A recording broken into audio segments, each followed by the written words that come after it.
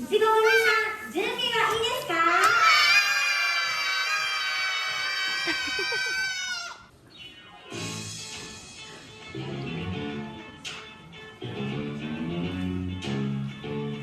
カーテンオープン。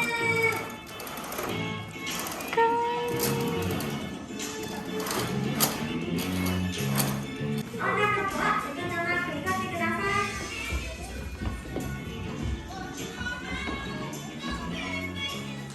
準備。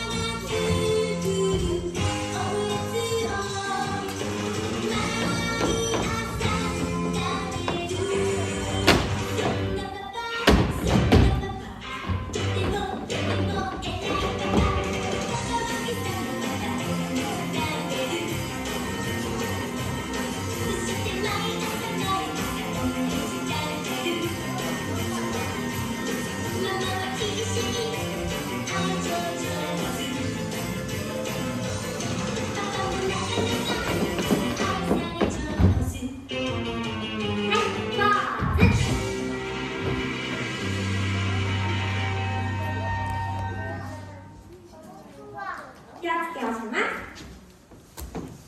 可愛く踊ってくれた女の子のお名前を紹介したいと思います。小林さらちゃん、水田あかねちゃん、酒井小春ちゃん、森すれなちゃん、平